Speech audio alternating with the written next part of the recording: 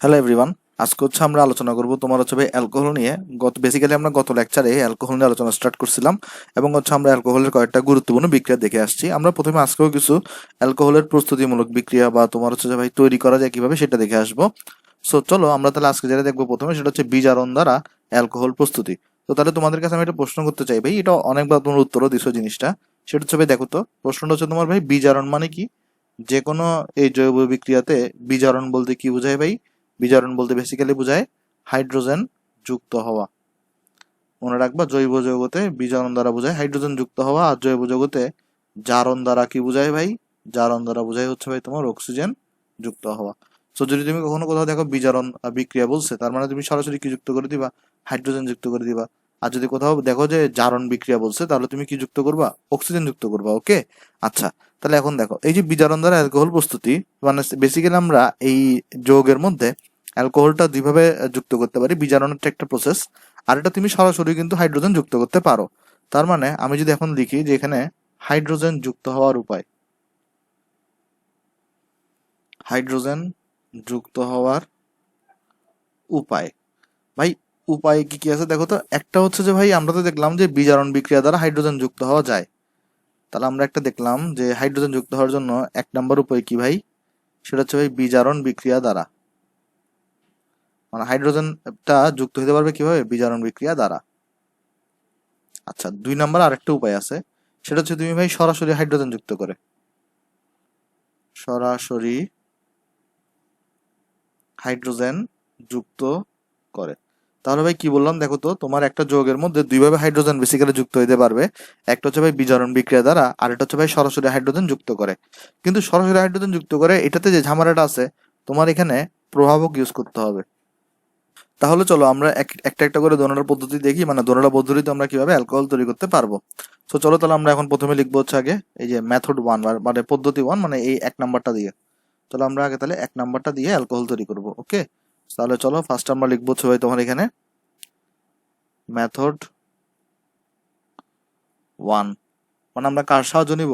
বিজারণ বিক্রিয়ার সাহায্য নিব। ওকে, সো দেখো তাহলে এখানে কি হবে ভাই? ধরো তুমি এখানে হচ্ছে যে ভাই অ্যালডিহাইড কে নিছো, আর সিএইচও, এর সাথে তুমি হচ্ছে ভাই বিজারণ করা। ভাই বিজারণ করা মানে কি? হাইড্রোজেন যুক্ত হওয়া।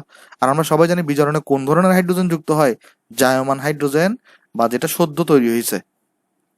বিজারণে অলওয়েজ তৈরি হয় তোমার হচ্ছে ভাই জায়মান হাইড্রোজেন। ওকে, জায়মান হাইড্রোজেন এখানে যুক্ত হবে। তো এটা যুক্ত হওয়ার জন্য আমরা কাকে ইউজ করি? লিথিয়াম অ্যালুমিনিয়াম টেট্রাহাইড্রেট কি ইউজ করি। আচ্ছা, ইউজ করলাম। তাহলে দেখো আমি তোমাকে আরেকবার জিনিসটা বুঝাই বলি, দেখো খেয়াল করে দেখো। এই যে তুমি যখন হচ্ছে ভাই বিজারণ বিক্রিয়া দেখবা, বিজারণ বিক্রিয়াতে কি হয় ভাই? বিজারণ বিক্রিয়াতে আমরা যে হাইড্রোজেনটা যুক্ত করি, সেটা কিন্তু মানে কি থাকে বলতো? সদ্য উৎপন্ন হাইড্রোজেন, বা যেটাকে আমরা বলি জায়মান হাইড্রোজেন। ওকে, মানে এই যে এগুলো অনেকবার বলে আসছি, যারা লেকচার আগে থেকে ফলো করছো তারা নিশ্চয়ই জানো। এটা দ্বারা কি বোঝায় বলতো ভাই? এটা দ্বারা বোঝায় হচ্ছে তোমার ভাই জায়মান হাইড্রোজেন। তারপর তোমার হচ্ছে ভাই যদি এরকম থাকতো অক্সিজেন দিয়ে, তাহলে তুমি সেটাকে কি বলতা? জায়মান অক্সিজেন বলতা। ওকে, আচ্ছা এখানে তাহলে দেখো এবার কি হবে, যে তুমি এখানে RCH নিছো, এখান থেকে তুমি জায়মান হাইড্রোজেন যুক্ত করতেছো লিথিয়াম অ্যালুমিনিয়াম টেট্রাহাইড্রেটকে নিছো। একটা জিনিস দেখো, লিথিয়াম অ্যালুমিনিয়াম টেট্রাহাইড্রেট, এখানে হাইড্রোজেন আছে কয়টা? চারটা। তাহলে ম্যাক্সিমাম হাইড্রোজেন সাপ্লাই করতে পারবে কয়টা? চারটা হাইড্রোজেন সাপ্লাই করতে পারবে। যতটা দরকার ততটা এখানে ইউজ হবে, বাকিগুলো ইউজ হবে না।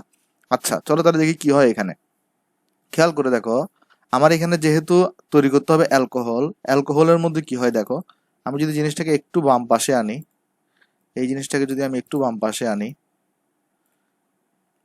হ্যাঁ চলো এখানে দেখাই। তাহলে এখানে তৈরি হবে তোমার হচ্ছে ভাই অ্যালকোহল, তার মানে RCH2OH। আচ্ছা কি কাহিনী হয়েছে আমরা একটু চলো দেখার চেষ্টা করি। এখানে এখানে দেখো RCHO ছিল। আচ্ছা ভাই OH তো মানলাম, বুঝছি এখানে OH এখানেও আছে, রাইট? তাহলে OH-টা আগেও ছিল, OH এখন এখানেও আছে। কিন্তু এই কার্বনের সাথে আবার নতুন করে দুইটা হাইড্রোজেন যুক্ত হয়েছে। এই কার্বনের সাথে তো দুইটা হাইড্রোজেন এরকম ছিল না। তাহলে এইখানে তাহলে কয়টা হাইড্রোজেন যুক্ত করা লাগবে? বেসিক্যালি আমার এখানে একটা 2 দেওয়া লাগবে। আচ্ছা ভাই, তাহলে দুইটা হাইড্রোজেন আসলো কোত্থেকে? এই লিথিয়াম অ্যালুমিনিয়াম টেট্রাহাইড্রেট সাপ্লাই করছে, তার কাছে তো চারটা হাইড্রোজেন আছে, সে সর্বোচ্চ চারটাকে সাপ্লাই করতে পারে। তাহলে কিছু দেখো এখানে, তোমার এখানে RCHO ছিল, OH আছে এখানে, OH তো এখানে আছে। এখানে এই কার্বনের সাথে দেখো আরো দুইটা করে হাইড্রোজেন অ্যাড হয়েছে, তার মানে দুইটা হাইড্রোজেন আসতে হবে, তাহলে 2H এখানে দিছো তুমি। ওকে, আশা করি ভাই জিনিসটা এখানে সবাই বুঝতে পারছো। তারপর এটা তো তোমার ছিল হচ্ছে ভাই অ্যালডিহাইড থেকে তুমি হচ্ছে যে ভাই বিজারণের মাধ্যমে কি পাইছো বলো তো? অ্যালডিহাইড থেকে বিজারণের মাধ্যমে তুমি পাইছো হচ্ছে ভাই অ্যালকোহল। এটা ছিল তোমার হচ্ছে ভাই অ্যালডিহাইড, রাইট? অ্যালডিহাইড। আচ্ছা, আর এটা তোমার কি ছিল পাইছো তাহলে ভাই? তুমি তুমি পাইছো হচ্ছে অ্যালকোহল। আচ্ছা ভাই, তাহলে অন্য কিছুর বিজারণ করে করা যাবে না? যাবে, 100% যাবে। চলো দেখে আসো। আমি যদি এখানে একটা কার্বক্সিলিক অ্যাসিড নিতাম, অর্থাৎ RCOOH কে নিতাম, এখানে যদি আমি এখানে জায়মান হাইড্রোজেন যুক্ত করতাম, তাইলে কি হতো দেখো? Lithium aluminium tetrahydrate. এগুলো মুখস্থ থাকার কিছু নাই ভাই, লজিক বুঝো, লজিক বুঝে আনসার করো। লিথিয়াম অ্যালুমিনিয়াম টেট্রাহাইড্রেট, খেয়াল করে দেখো এখানে কি হবে জিনিসটা, আমি তোমার বুঝাই বলি। ভাই অ্যালডিহাইড মানে তো এখানে তৈরি হবে RCH2OH, এই বিষয়ে কোনো সন্দেহ নাই। আচ্ছা, তো এবার দেখি তাহলে সিস্টেম গুলো কি কি হইতেছে এখানে। প্রথমে দেখো এখানে OH আছে, OH আছে, কিন্তু লক্ষ্য করে দেখো এখানে এই তোমার কার্বক্সিলিক অ্যাসিড ও কিন্তু দুইটা। দেখো এখানে এখানে অক্সিজেন দুইটা, কিন্তু এখানে একটা। তাহলে OH আছে, OH আছে, তাহলে এই ওই যে আরেকটা এক্সট্রা অক্সিজেন আছে, এটাকে তাহলে বাদ দিতে হবে। এটাকে তাহলে কি করতে হবে? এটাকে তাহলে এখান থেকে সরাই ফেলতে হবে। জিনিসটা বুঝতেছো কিনা দেখো? কারণ দেখো আমি এটা থেকে হচ্ছে যে এটা তৈরি করব, আমার এখানে উৎপাদিত যোগে OH আছে, মানে অক্সিজেন আছে শুধু একটা, কিন্তু এখানে মেইন যোগ অক্সিজেন ছিল দুইটা, তাহলে একটা অক্সিজেন আমার সরাইতে হবে। তারপর বুঝো, তাহলে আমার একটা কাজ, প্রথম কাজটা কি? প্রথম কাজটা আমি বুঝলাম যে একটা অক্সিজেনকে সরাইতে হবে। এরপরে দেখো এই কার্বনের সাথে কোনো হাইড্রোজেন আছে না, কিন্তু এখানে দেখো এই কার্বনের সাথে দুইটা হাইড্রোজেন আছে, তার মানে দুইটা হাইড্রোজেন, এই দুইটা হাইড্রোজেনকে এখানে বসাইতে হবে। তাহলে বুঝো আমার কাজগুলো কি কি। কাজ বুঝলে হবে জাস্ট, এই অক্সিজেনটা বাই করতে হবে, আর এখানে এই কার্বনের এখানে দুইটা হাইড্রোজেনকে প্রবেশ করাইতে হবে, রাইট? এগুলো হচ্ছে আমার বেসিক্যালি কাজ। আচ্ছা, তাহলে একটা জিনিস বুঝি এবার আসো। দুইটা হাইড্রোজেন অ্যাড করাবো থেকে, এইখান থেকে হাইড্রোজেন অ্যাড করাবো, বুঝতে পারছি, কিন্তু এই যে অক্সিজেনটা মুক্ত হচ্ছে, সেটা তো আর আকাশে বাতাসে ঘোরাফেরা করবে না, তারে নিয়েও তো একটা যৌগ বানাইতে হবে। তো অক্সিজেন তখন কি করবে? অক্সিজেন দেখবে যে তার আশেপাশে যৌগ আছে শুধু হাইড্রোজেন, তাহলে সে দুইটা হাইড্রোজেনকে নিয়ে পানি তৈরি করবে। ওকে, তাহলে কি করবে দেখো তো, এই অক্সিজেনটা যখন এখান থেকে বের হয়ে গেছে, তখন দেখতেছে তার চারপাশে হাইড্রোজেন আছে, সে তখন দুইটা হাইড্রোজেনকে নিয়ে কি তৈরি করবে? পানি তৈরি করবে, কারণ সে তার আকাশে বাতাসে ঘুরতে পারবে না, তাকে তো একটা যৌগ হিসেবে তৈরি হইতে হবে।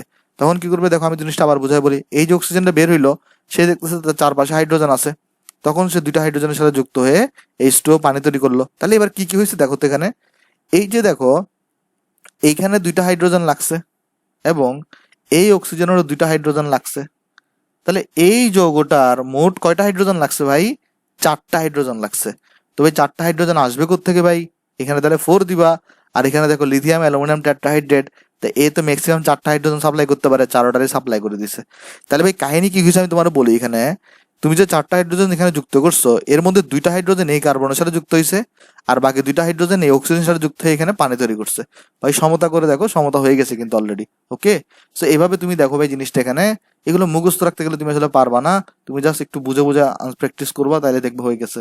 তাহলে এখান থেকে অ্যালকোহল তৈরি হয়েছে ভাই এই বিজারণ দ্বারা, এখান থেকে তোমার এখানে ভাই অ্যালকোহল তৈরি হয়েছে।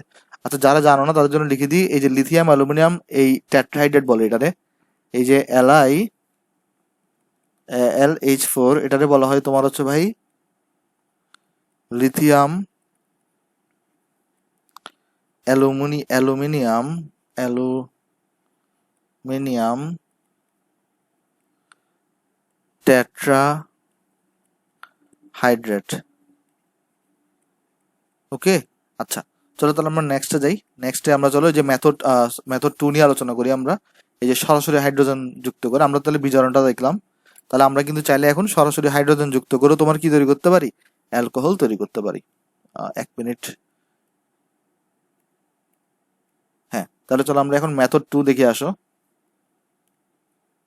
মেথড 2, সরাসরি হাইড্রোজেন যুক্ত করে, কিন্তু এখানে কি আছে বলো, এখানে তোমার একটা প্রভাবক ইউজ করতে হবে। হাইড্রোজেন যুক্ত প্রভাবকটার কাজটা কি বলতো? ওই যে বিক্রিয়াকে তাড়াতাড়ি করা বা ত্বরান্বিত করা। আমরা এখানে বেসিক্যালি আমরা জানি যে চ্যাপ্টার 4 যারা পড়ে আসছি ফার্স্ট ইয়ারের, তারা আমরা জানি প্রভাবক 4 প্রকারের হয়। তো আমরা এখানে বেসিক্যালি ধনাত্মক প্রভাবক ইউজ করি। হ্যাঁ, ধনাত্মক প্রভাবক ভাই নাম শুনে ঘাবড়ানোর কিছু নাই। ধনাত্মক প্রভাবক হচ্ছে এমন প্রভাবক যারা হচ্ছে তোমার বিক্রিয়ার গতিকে বৃদ্ধি করে। আচ্ছা, আমরা যখন এই চ্যাপ্টার 4 পড়বো তখন আবার দেখবো জিনিসগুলো। তাহলে সরাসরি হাইড্রোজেন যুক্ত করে, তাহলে জাস্ট এখানে কি ইউজ করতে হবে? আমার এখানে প্রভাবক ইউজ করা লাগবে। ওকে, আচ্ছা, তাহলে দেখো এখানে কি হবে, সেম ভাবে দেখো, তুমি এখানে যদি অ্যালডিহাইডকে নাও, তুমি যদি সাথে সরাসরি হাইড্রোজেন যুক্ত করো, তো সরাসরি হাইড্রোজেন যুক্ত করতে সেবা কিন্তু জায়মান না, জায়মান কখন হয়? বিজারণের সময়। প্রভাবক হিসেবে আমরা প্লাটিনাম ইউজ করি। চলো প্লাটিনাম ইউজ করলে কি হবে দেখো, এখানে দুইটা হাইড্রোজেন না, দুইটা হাইড্রোজেন তখন এই কার্বনে চলে যাবে, ফলে এখানে যেটা হবে আর CH2। বেসিক্যালি দেখো আমি তো তোমার বোঝানোর জন্য বলছি দুই এখানে চলে যাবে কার্বনে। আসলে হয় কি দেখো, এই যৌগটা যদি আমি একটু বন্ধন আকারে দেখাতে চাই, একটু যদি বন্ধন আকারে দেখাতে চাই তাহলে কি হবে দেখো, আর সি, এখানে এইচ আছে, এখানে ডাবল বন্ডও আছে, রাইট। আচ্ছা, তো এখানে কি হবে দেখো, দুইটা হাইড্রোজেন, একটা হাইড্রোজেন যাবে বেসিক্যালি অক্সিজেনের সাথে, একটা হাইড্রোজেন যাবে তোমার এখানে বেসিক্যালি হাইড্রোজেনের সাথে। আলটিমেটলি তাহলে কি হবে দেখো, এখানে দেখো আর আছে, ফার্স্টে আর কে লিখো, এই সি আছে, এখানে অক্সিজেনের সাথে তাহলে একটা হাইড্রোজেন যাবে, আর ওই কার্বনের সাথে গিয়ে আরেকটা হাইড্রোজেন বসবে। বা এটাকে তুমি কিভাবে লিখতে পারো, আর CH2 OH আকারে। তাহলে আমরা জাস্ট প্রথমে জাস্ট বোঝানোর জন্য তোমাকে বুঝেছি এখানে OH আছে, দুইটা হাইড্রোজেন এখানে এই কার্বনের সাথে যুক্ত হচ্ছে। আসলে কথাটা ঠিক না, মানে জাস্ট তুমি মনে রাখার জন্য মনে রাখতে পারো, কিন্তু অ্যাকচুয়াল ঘটনা কি ঘটতেছে দেখো তো, এই যে দুইটা হাইড্রোজেন যেখানে যাচ্ছে, একটা হাইড্রোজেন বসবে হচ্ছে ভাই তোমার অক্সিজেনের সাথে, আরেকটা হাইড্রোজেন বসবে হচ্ছে তোমার এই কার্বনের সাথে। দেখো এখানে আর আছে, এখানেও আর আছে, এখানে এইচ আছে, এখানে এইচ আছে, এগুলো আনচেঞ্জ থাকবে। দুইটা হাইড্রোজেনের একটা বসবে অক্সিজেনের সাথে, একটা বসবে তোমার হচ্ছে এই কার্বনের সাথে। ওকে, আচ্ছা, এভাবে করে তোমার কি তৈরি হয়ে গেছে ভাই, সরাসরি হাইড্রোজেন যুক্ত করে তুমি এইখানে অ্যালডিহাইড থেকে কি পাইছো বলো তো, অ্যালডিহাইড থেকে এখানে পাইছো তুমি অ্যালকোহল। ভাই তাহলে অন্যভাবে করা যায় না? যায়, তুমি যদি এখানে কিটনকে নাও, আর সি ডাবল বন্ড CH3 কে নাও, এখানে হাইড্রোজেন যুক্ত করো, তারপরে তুমি এখানে প্লাটিনাম প্রভাবককে দাও। প্লাটিনামের কাজটা কি আমি লিখে দিব, জাস্ট ধনাত্মক প্রভাবক হিসেবে কাজ করে সে। তাহলে এখানে দুইটা হাইড্রোজেন দেখতেছো না, দুইটা হাইড্রোজেন একটা কি হবে, বেসিক্যালি হাইড্রোজেন গুলো কি হয় দেখো তো, এখানের মধ্যে এই যে পাই বন্ধনের একটা পাই বন্ধনের মধ্যে যে ইলেকট্রন গুলো আছে সেগুলোর প্রতি আকৃষ্ট হয়ে এই পাই বন্ধনের ইলেকট্রন গুলোকে রিসিভ করে একটা এইখানে অক্সিজেনের সাথে বসবে, আর একটা এই কার্বনের সাথে বসবে। সো বেসিক্যালি এখানে কি তৈরি হবে, আর সি, একটা কার্বনের সাথে বসবে, একটা হাইড্রোজেন অক্সিজেনের সাথে বসবে, আর এখানে CH3। তার মানে দেখো এই যে তোমার এটা আনচেঞ্জড, এটা আনচেঞ্জড আছে, মানে কোনো চেঞ্জ হয় নাই। এই CH3 এরও কোনো চেঞ্জ হয় নাই, CH3 এরও কোনো চেঞ্জ হয় নাই। তো ভাই জাস্ট এই অক্সিজেনের সাথে তোমার কি এখানে দেখো তো, অক্সিজেনের সাথে এখানে একটা OH বসছে, আর এই কার্বনের সাথে একটা হাইড্রোজেন, মানে ও তো আগে থেকে ছিল, জাস্ট H বসছে, আর আগে থেকে এখান থেকে একটা হাইড্রোজেন এসে বসছে। তো ভাই বেসিক্যালি দেখো, লক্ষ্য করে দেখো, এটা হচ্ছে তোমার একটা 1 ডিগ্রি অ্যালকোহল, আর এটা তোমার হচ্ছে একটা ভাই 2 ডিগ্রি অ্যালকোহল। কেন 2 ডিগ্রি, এটা তো আমরা গত লেকচারে আলোচনা করে আসছি। সো কেউ যদি না দেখো, কষ্ট করে একটু গত লেকচারটা দেখে আসিও ভাই। আচ্ছা, তাহলে চলো আমরা নেক্সটে যাই। নেক্সট তাহলে আমরা এখন কি কি দেখলাম, 1 নম্বর পদ্ধতি আমরা দেখলাম যে বিজারণ দ্বারা আমরা অ্যালকোহল প্রস্তুত করতে পারি। সো বেসিক্যালি আমরা বিজারণ দ্বারাও দেখাইছি, আমি আবার দেখাইছি তুমি সরাসরি হাইড্রোজেন যুক্ত করো, আসলে বেসিক্যালি তুমি কি তৈরি করতে পারো, অ্যালকোহল তৈরি করতে পারো। আচ্ছা, এবার আমরা দেখবো হচ্ছে ভাই মিথানলের শিল্প উৎপাদন। ভাই এইটা খুবই ইম্পর্টেন্ট, কাদের কাদের জন্য ইম্পর্টেন্ট, এইচএসসির জন্য ইম্পর্টেন্ট, মেডিকেলের জন্য ইম্পর্টেন্ট, ইঞ্জিনিয়ারিং এর জন্য ইম্পর্টেন্ট। তোমার সরাসরি বিভিন্নভাবে ঘুরায় পেঁচায় কোয়েশ্চেন আসতে পারে এখান থেকে। সো এই টপিকটা খুব ভালো করে আসলে লক্ষ্য করে জিনিসটা। সো ভাই বেসিক্যালি দেখো, মিথানলের শিল্প উৎপাদন মানে আমরা এখন যে পদ্ধতিটা শিখবো, এই পদ্ধতি দ্বারা শুধুমাত্র কি তৈরি করা যায় বলতো, শুধুমাত্র তোমার হচ্ছে মিথানলকে তৈরি করা যায়। আর বেসিক্যালি আমরা এই যে মিথানল গুলো তৈরি করি, তার 90% মিথানলই আমরা এই প্রসেস দ্বারা তৈরি করি। তাহলে বেসিক্যালি এখানে কি ইউজ করা হয়, এই পদ্ধতিতে ওয়াটার গ্যাস ইউজ করা হয়। হ্যাঁ, আমরা সব পরিচয় দিচ্ছি, মানে তাহলে আমরা এই 90% মিথানল এই পদ্ধতিতে তৈরি করা হয়, এবং এই পদ্ধতি আসলে বেসিক্যালি কি এখানে কি ইউজ করা হয়, ওয়াটার গ্যাস। তাহলে আমি তোমাকে নোট করতে থাকি আস্তে আস্তে। এখানে দেখো, প্রথমে জিজ্ঞেস করবে মিথানলের শিল্প উৎপাদনে কি ব্যবহৃত হয়, তুমি লিখবা মিথানলের শিল্প উৎপাদনে ব্যবহৃত হয় ওয়াটার গ্যাস, ব্যবহৃত হয় ওয়াটার গ্যাস। আর যদি ওয়াটার গ্যাসের যদি সংকেতটা দেখতে চাও, কার্বন মনোঅক্সাইডের গ্যাসীয় কন্ডিশন প্লাস হাইড্রোজেনেরও গ্যাসীয় কন্ডিশন থাকে। ওকে, সেটি হচ্ছে তোমার বেসিক্যালি ওয়াটার গ্যাস। তাহলে এখন দেখো 90% মিথানল বেসিক্যালি এই ওয়াটার গ্যাস থেকেই তৈরি হয়। এখন কথা হচ্ছে ভাই, তাহলে ওয়াটার গ্যাসটা কোথেকে তৈরি হয়? আমরা তো দেখতেছি এখানে ওয়াটার গ্যাস হচ্ছে যে দুইটা জিনিসের মিশ্রণ, একটা হচ্ছে কার্বন মনোঅক্সাইড, আর একটা হচ্ছে তোমার এখানে হাইড্রোজেন। ভাই বেসিক্যালি দেখো ওয়াটার গ্যাসটা কিভাবে তৈরি হয়, তুমি যদি ভাই দেখো কার্বনের সলিড অবস্থাকে নাও, সলিড মানে কঠিন, তো এইটাকে আমরা কি বলি ভাই, এটাকে আমরা বলি হচ্ছে তোমার ভাই লোহিত তপ্ত কোক। তো তোমরা নিশ্চয়ই অনেকে জানো যে কার্বনের আরেকটা নাম কি বলতো, কোক। এটা কোকও বলে এটাকে। আচ্ছা, ওই কোক আবার খাওয়ার কোক না ভাই, তার একটা জিনিস, কয়লা কোক এগুলা। তাহলে এইটার নাম কি বলতো? যদি এটা সলিড অবস্থায় থাকে তাহলে এটাকে আমরা বলি লোহিত তপ্ত কোক। ভাই এটার তপ্ত কেন বলা হচ্ছে? কারণ এটা অনেক গরম থাকে, এটা অনেক উত্তপ্ত থাকে। ওকে, আচ্ছা। তারপরে তুমি হচ্ছে ভাই দেখো এখানে যদি তুমি এই দেখো তো, পানি দেওয়ার পরে তুমি যদি ভাই এখানে গ্যাস দিয়ে দাও, এটাতে তুমি কি বলো ভাই? স্টিম বলো, রাইট? মানে বাষ্প আর কি, তাই না? যদি গ্যাস দিই আমরা এখানে তাহলে সেটাকে আমরা কি বলি? স্টিম বলি।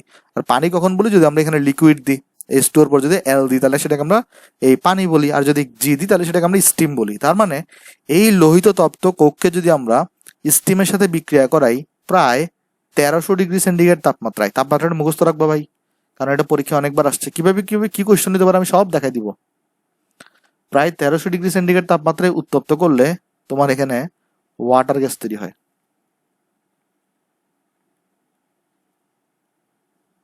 ওকে, বেসিক্যালি এটাই হচ্ছে আমাদের ওয়াটার গ্যাস। দেখো এখান থেকে কি কোয়েশ্চেন আসতে পারে তোমাকে, কি কি কোয়েশ্চেন করতে পারে। দেখো ফার্স্ট অফ অল বলতে পারে তোমাকে মিথানলের শিল্প উৎপাদনে কাকে ব্যবহার করা হয়? Water gas. জিজ্ঞেস করতে পারে ওয়াটার গ্যাসের সংকেত লিখো, তখন তুমি এটা লিখবা।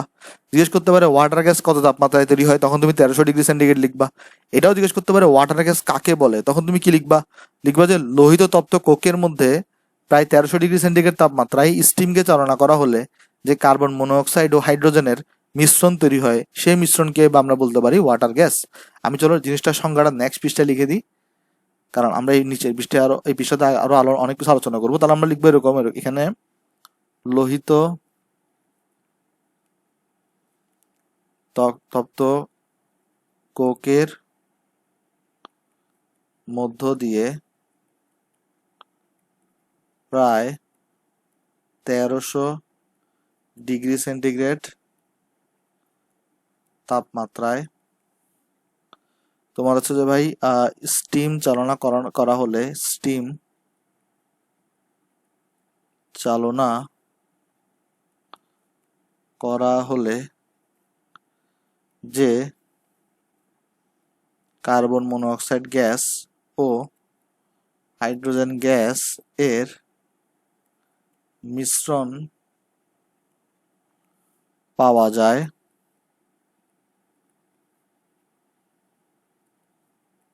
তাকে তোমার কি বলবো বলো তো ভাই? তাকে হচ্ছে আমরা বলবো হচ্ছে তোমার ওয়াটার গ্যাস বলে, তাকে ওয়াটার গ্যাস বলে। ওকে, আশা করি ভাই জিনিসটা এখানে সবাই বুঝতে পারছি। আচ্ছা, চলো আমরা আগের পৃষ্ঠায় ফেরত আসি। হ্যাঁ, এখানে ছিলাম। তাহলে আমরা দেখলাম যে কি ভাই, তাহলে তোমার লোহিত তপ্ত কোকের মধ্যে দিয়ে তুমি যদি স্টিম চালনা করো 1300 ডিগ্রি সেন্টিগ্রেড তাপমাত্রায়, তাহলে সেখান থেকে তোমার হচ্ছে ভাই কি তৈরি হয়েছে?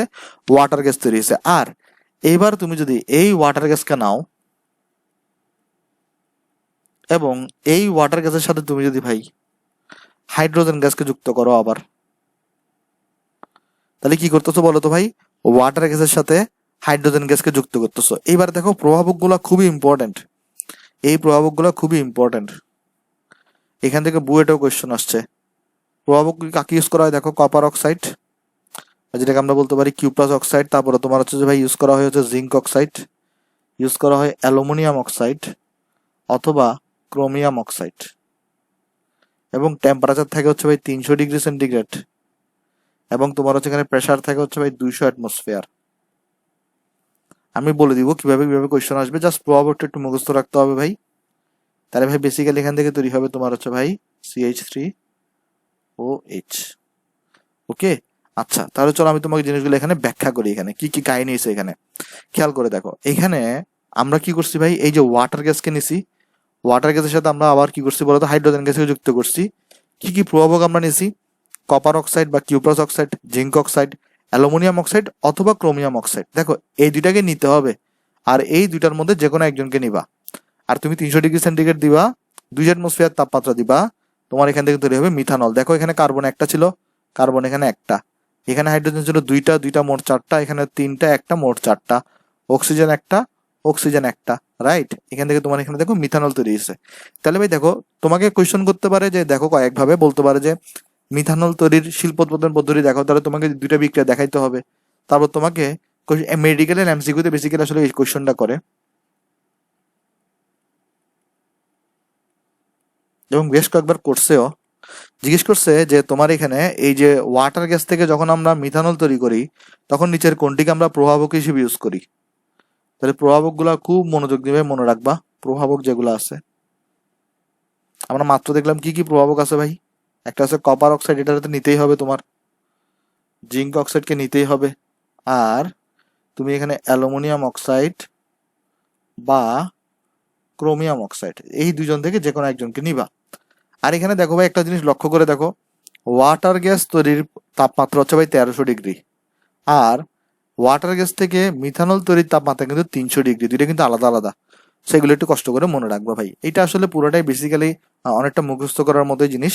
তো চলো আমরা নেক্সটে যাই। এটা তো আমরা আশা করি বুঝছি জিনিসটা এখানে, হ্যাঁ এটাও বুঝছি আমরা। চলো এবার আমরা দেখবো হচ্ছে তোমার ভাই ফার্মেন্টেশন বা গাজন বা চালাইকরণ প্রক্রিয়া। ভাই এটাও একটু মুখস্থ করার মতো ভাই, এটা আসলে বোঝার জিনিস খুব কম, একটু মুখস্থ করার মতো। ভাই তাহলে কেন পড়াচ্ছেন? কারণ এখান থেকে তোমার হচ্ছে ভাই মেডিকেলে এমসিকিউ দেয়, প্লাস এখান থেকে তোমার হচ্ছে ভাই এইচএসসি তে এমসিকিউ থাকতে পারে। এবং আমি তোমাকে এটাও দেখাবো ইঞ্জিনিয়ারিং আসলে সরাসরি এটা দিয়ে কোয়েশ্চন আসছে। সো আসলে কোয়েশ্চন বেশি আসে না ইঞ্জিনিয়ারিং এ, এক দুইবারই আসছে। তারপরে যেহেতু এক দুইবার আসছে এবং যেহেতু তোমার এইচএসসি তো আসলে এমসিকিউ তে লাগবে, প্লাস মেডিকেলও তোমার এমসিকিউ তে লাগবে, সো কেননা তুমি এখন থেকে জিনিসটা পড়ে যাও। ভাই এডমিশনের জন্য পড়া জমায় রাখিও না, ইন্টারে যা যতটুকু সম্ভব ম্যাক্সিমামটাই কভার করে ফেলো, ট্রাই করে ফেলো, ঠিক আছে, এডমিশনেরটা সহ। কারণ এডমিশনে তুমি টাইম পাবা না, এডমিশনে তুমি পরীক্ষা দিবা নাকি এগুলো করবা, নতুন সিলেবাস শেষ করবা। তো চলো চলো আমরা তাহলে দেখি ভাই বেসিক্যালি ফার্মেন্টেশন বা গাজন বা চালাইকরণ এই প্রসেসটা কি। আচ্ছা তাহলে খেয়াল করে দেখো, বেসিক্যালি এই পদ্ধতিটা হচ্ছে ভাই আমরা কি করি, এখানে আমরা গ্লুকোজকে নিই, আমরা এই গ্লুকোজের সাথে তোমার কি যুক্ত করি ভাই, ইস্ট যুক্ত করি। আসলে ইস্ট থেকে যে এনজাইম তৈরি হয় সেগুলো যুক্ত করি। তাহলে আমরা গ্লুকোজের সাথে যখন ইস্ট তৈরি করি, বেসিক্যালি এখান থেকে ইথানল আর কার্বন ডাইঅক্সাইড তৈরি হয়। তাহলে মানে বিভিন্ন ধাপে ধাপে আর কি, আমরা ধাপগুলো দেখাই দিব তোমাকে। তাহলে ভাই বেসিক্যালি কি দেখো তো ভাই, গ্লুকোজের সাথে যখন আমরা ইস্টকে যুক্ত করি তখন সেখানে ইথানল এবং কার্বন ডাইঅক্সাইড তৈরি হয়। এই গ্লুকোজ থেকে গ্লুকোজের সাথে ইস্ট যুক্ত করার মাধ্যমে ইথানল তৈরির প্রক্রিয়াকে বলা হয় ফার্মেন্টেশন বা গাজন বা চোলাই, এটাকে চালাইকরণ বলে বোধ হয়, চালাইকরণই বলার কথা, চোলাই আমি ভুল লিখছি হয়তো, এটাকে ভেবি চালাইকরণ বলে। ওকে আচ্ছা, চালাইকরণ একটু ঠিক করে নিও সবাই, চোলাই না চালাই। আচ্ছা তাহলে আমি জিনিসটা এখানে তাহলে লিখিয়ে দিই সংজ্ঞাটা তোমাকে। তাহলে সংজ্ঞাটা কি হবে ভাই, গ্লুকোজের সাথে ইস্ট যুক্ত করার মাধ্যমে, ইস্ট যুক্ত করার মাধ্যমে ইথানল তৈরির প্রক্রিয়াকে, ইথানল তৈরির প্রক্রিয়াকে গাজন বা ফার্মেন্টেশন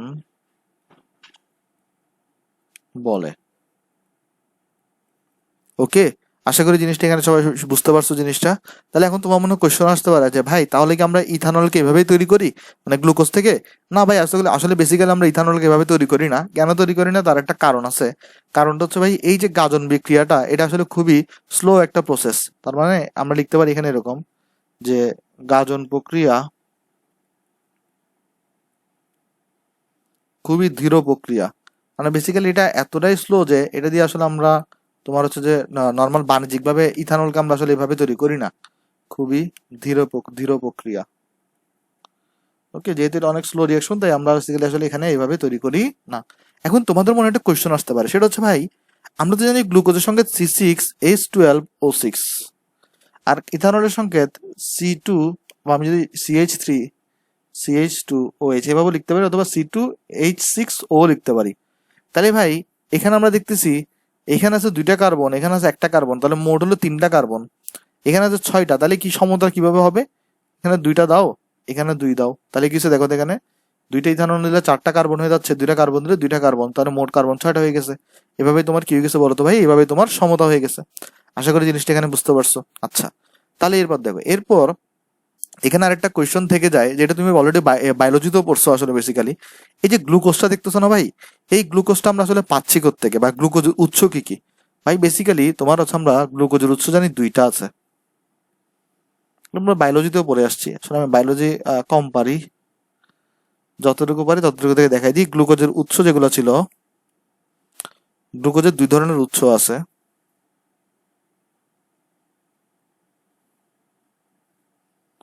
তো একটা উৎসকে আমরা বলি হচ্ছে ভাই তোমার শ্বেতসার বা স্টার্চ, শ্বেতসার বা স্টার্চ। আর আরেকটা উৎস হচ্ছে তোমার ভাই ডাইস্যাকারাইড। তো ভাই এই শ্বেতসার বা স্টার্চ কাদের কাদের মধ্যে পাওয়া যায়? আলু, গম, চাল, তারপরে তোমার হচ্ছে ভাই বার্লি এবং ভুট্টা। এটাকেও তোমরা মনে রাখতে পারো, পরীক্ষার জন্য জিজ্ঞেস করতে পারে যে শ্বেতসার বা স্টার্চ কোথা থেকে পাওয়া যায়। আর ডাইস্যাকারাইড এটা কোথা থেকে পাওয়া যায় ভাই? চিটাগুড়, তারপরে তোমার হচ্ছে ভাই ইক্ষরস, তোমার হচ্ছে ভাই বিট ইত্যাদি থেকে। ওকে, আচ্ছা, আশা করি জিনিসটা এখানে বুঝতে পারছো গ্লুকোজের উৎস কারা কারা এখানে। তো আমরা চলো এরপরে তাহলে দেখি মানে বেসিক্যালি ফার্মেন্টেশন পদ্ধতিতে কিভাবে হচ্ছে আমরা এখানে তৈরি করব। সো ভাই আমরা যে আমাদের ইন্টারে আমরা যে ফার্মেন্টেশন পদ্ধতি পড়বো, এটা আসলে দুইটাই জন্য দেওয়া আছে, শ্বেতসার বা স্টার্চের জন্য দেওয়া আছে, ডাইস্যাকারাইডের জন্য দেওয়া আছে, কিন্তু আমরা বেসিক্যালি ইউজ করবো কোনটা বলো তো? এটাকে ইউজ করব। অর্থাৎ গ্লুকোজ হিসেবে আমরা কাকে ইউজ করব? শ্বেতসার বা স্টার্চকে আমরা ইউজ করব, ঠিক আছে? আচ্ছা, তাহলে চলো আমরা এখন দেখি তাহলে নেক্সটে কি আছে। নেক্সট আমরা তাহলে এখন দেখবো হচ্ছে তোমার ভাই এই ফার্মেন্টেশন প্রণালীতে কিভাবে তুমি ইথাইল অ্যালকোহলের শিল্প উৎপাদন করতে পারো। ওকে, তাহলে আমরা এখানে কি করব ভাই? তাহলে বেসিক্যালি আমরা এখানে যেটা করব ফার্স্টে, সেটা হচ্ছে আমরা এখানে ধরো আলুকে নিব। সাপোজ সাপোজ এখানে আমরা আলুকে নিছি। আলু নেওয়ার পরে আলুটা আসলে বেসিক্যালি কি দেখো তো তোমার এখানে, এই আলুটা হচ্ছে তোমার বেসিক্যালি এই যে আলু দেখতেছো, এটা হচ্ছে ভাই তোমার বেসিক্যালি এই যে শ্বেতসার বা স্টার্চ পাওয়া আমরা এখান থেকে। ওকে, আর আমাদের তো বেসিক্যালি কাজই এইটা যে আমরা হচ্ছে যে এইখানে মানে গ্লুকোজ থেকে, মানে কি গ্লুকোজ পাওয়া যায় এর থেকে। এ আবার এর মধ্যে থাকে কি আলু অন্তর্ভুক্ত। তাহলে বেসিক্যালি আমরা আলু থেকে ইথানল তৈরি করব, ঠিক আছে? আচ্ছা দেখো, তাহলে এখানে আমরা কি করলাম? আলুকে নিলাম। আলু হইতেছে তোমার কি দেখো তো ভাই, স্টার্চ বা শ্বেতসারের উৎস, স্টার্চ বা শ্বেতসারের উৎস। আচ্ছা, তাহলে আমরা এখানে আলুকে নিলাম।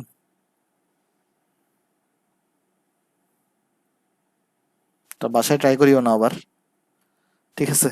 আচ্ছা, তাহলে দেখো এখানে আমরা বেসিক্যালি কি করতেছি দেখো তো ভাই, আমরা বেসিক্যালি তোমার হচ্ছে ভাই ফার্মেন্টেশন প্রণালীতে আমরা হচ্ছে ভাই তোমার হচ্ছে এই ইথাইল অ্যালকোহল তৈরি করতেছি। ওকে, সো ফার্মেন্টেশন প্রণালীতে আমরা কিভাবে তৈরি করি? গ্লুকোজ নিয়ে তৈরি করি। গ্লুকোজ থেকে বেসিক্যালি আমরা ইথানল বা যেটাকে আমরা বলতে পারি ইথাইল অ্যালকোহল, ইথানল বা ইথাইল অ্যালকোহল তো সেম জিনিস তৈরি করতেছি। তবে আমরা গ্লুকোজ আসলে বেসিক্যালি গ্লুকোজ আমরা কোত্থেকে পাচ্ছি? সাপোজ আমরা আলু থেকে গ্লুকোজ পাচ্ছি, তার মানে আমি গ্লুকোজ না নিয়ে মানে গ্লুকোজ আসলে দেখো তো জিনিসটা, এই যে গ্লুকোজ এটা তো একটা তোমার কি একটা পদার্থ বা যৌগ। এটা আসলে বিভিন্ন ধরনের আমরা দ্রব্য থেকে পাইতে পারি। আমরা হচ্ছে বেসিক্যালি এখানে দেখাচ্ছি তাহলে আলু থেকে আমরা গ্লুকোজকে নিচ্ছি।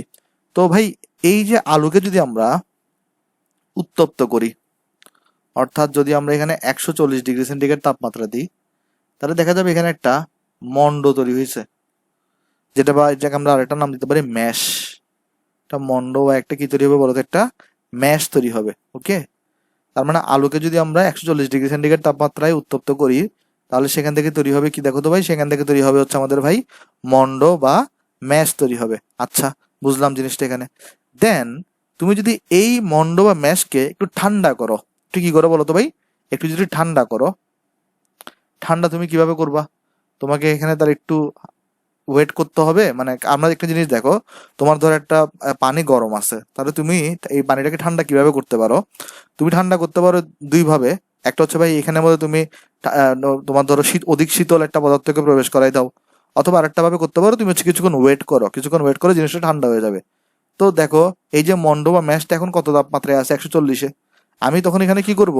আমি তখন এখানে 40 ডিগ্রি সেন্টিগ্রেড তাপমাত্রায় 1 ঘন্টা ধরে আমরা হচ্ছে এখানে ভাই মল্ট গুঁড়া, মল্ট গুঁড়া আর হচ্ছে তোমার ভাই পানি যুক্ত করব। ভাই দেখো এগুলো মুখস্থ করার কিছু নাই, এটা জাস্ট তোমার হচ্ছে পরীক্ষার জন্য খুবই আনইম্পর্টেন্ট, জাস্ট তুমি স্টেপগুলো 2-3 বার করে পড়বা, মুখস্থ হইলে তো হইলো, না হইলে নাই, মানে কোনো আহামরি ইম্পর্টেন্ট কিছু না। হ্যাঁ, এটা আমার নিজেরই মুখস্থ ছিল না, আমি নিজেই মুখস্থ করি না এগুলা। আচ্ছা, তারপরে জাস্ট তোমাদেরকে যেহেতু বইতে আসার জন্য দেখাই দেওয়া। তাহলে কি হচ্ছে দেখো তো ভাই, এখানে এই মন্ডপে ম্যাশের সাথে আমরা 40 ডিগ্রি সেন্টিগ্রেড তাপমাত্রায় 1 আওয়ার ধরে, মানে বেসিক্যালি আমরা এটাকে ঠান্ডা করতেছি। হ্যাঁ, মানে মল্ট গুঁড়ো আর পানি যুক্ত করতেছি এই মন্ডপে ম্যাশের মধ্যে। তো যুক্ত করলে এখান থেকে তৈরি হবে তোমার হচ্ছে ভাই তোমার 10% মল্টস সুগার দ্রবণ। তাহলে এখান থেকে তখন কি তৈরি হবে? 10% মল্টস সুগার দ্রবণ। আচ্ছা, তৈরি হইল।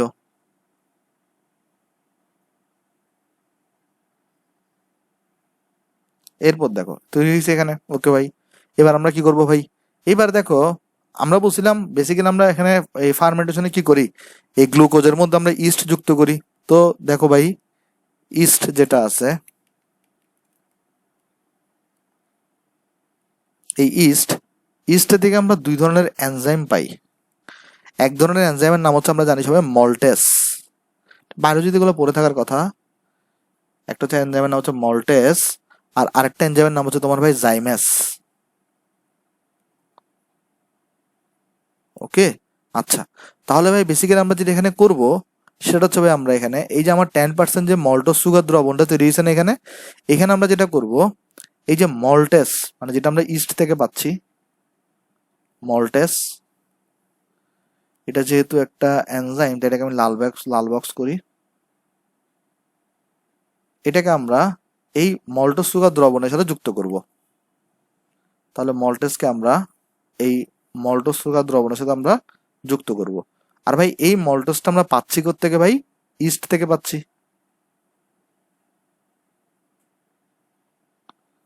হচ্ছে আমরা ইস্ট থেকে। ওকে, আচ্ছা, তাহলে এখানে যখন আমরা এই 10% মল্টস সুগার দ্রবণ থেকে যখন আমরা এই যে মল্ট দ্রবণে যখন আমরা মল্টেস যুক্ত করব, তখন এখানে আমরা বেসিক্যালি সরাসরি কাকে আলাদা করে পাবো ভাই? গ্লুকোজকে। তখন আমরা পাবো হচ্ছে তোমার এখানে কাকে ভাই? গ্লুকোজকে। আচ্ছা, এবার তোমার মনে একটা কোয়েশ্চেন আসতে পারে, ভাই তাহলে আমাদের তো ভাই ফার্মেন্টেশন প্রণালীটাতে আমরা যে করতাম, সেখানে আমাদের টার্গেটটা কি ছিল? এই যে গ্লুকোজ থেকে অ্যালকোহল পাওয়া। তো আমরা তাহলে সরাসরি গ্লুকোজ কেন ইউজ করলাম না? কেন আমরা এই আলু ইউজ করলাম? আলু থেকে কেন আমরা গ্লুকোজকে বের করলাম? কারণ ভাই দেখো, এই গ্লুকোজ গুলো আছে না, বেসিক্যালি এগুলো হচ্ছে বিভিন্ন, মানে তুমি যদি খেয়াল করে দেখো যে বিভিন্ন পদার্থের মধ্যে মিশ্রিত অবস্থায় থাকে। তুমি কি বলো যে ধরো একটা এখানে একটা খাবারের একটা জিনিস আছে, তুমি বলো যে এখানে গ্লুকোজ আছে এত%, ভিটামিন আছে এত। সো ওই গ্লুকোজ বা ভিটামিন তো ওগুলো খাবারের মধ্যে আছে, ওগুলো থেকে তোমার হচ্ছে খাবার থেকে এগুলোকে আলাদা করতে হবে, তাই না? সো বেসিক্যালি জন্য আমরা এই আলু থেকে এই প্রসিডিউর গুলো ফলো করে আমরা এই গ্লুকোজটাকে এখানে আলাদা করছি। তাহলে আমরা একটা কাজ এখানে করছি, আমরা গ্লুকোজটাকে এখানে আলাদা করছি। ওকে, আচ্ছা, আশা করি জিনিসটা এখানে বুঝতে পারছো ভাই। আর দেন দেন তুমি যদি ভাই এবার সেম ইস্টের যদি ভাই তুমি এখানে সেম ইস্ট থেকে তুমি একটা এই এনজাইম তো পাইছো মল্টেস, আর একটা এনজাইম হচ্ছে তোমার জাইমেস। এবার সেম ইস্ট থেকে যে জাইমেস এনজাইমটা পাইছো, সেটাকে তুমি যদি ভাই গ্লুকোজের সাথে বিক্রিয়া করাও, তাহলে এই ইস্ট থেকে প্রাপ্ত জাইমেস এই যে এনজাইমটা আছে, এটাকে যদি আমরা ভাই এই গ্লুকোজের সাথে যদি অ্যাড করি, তাহলে ভাই বেসিক্যালি এখানে কি তৈরি হবে ভাই? তাহলে এখান থেকে তৈরি হবে তোমার হচ্ছে ভাই ইথানল এবং কার্বন ডাই অক্সাইড। তাহলে এখান থেকে তোমার তৈরি হবে বেসিক্যালি ইথানল ও কার্বন ডাই অক্সাইড।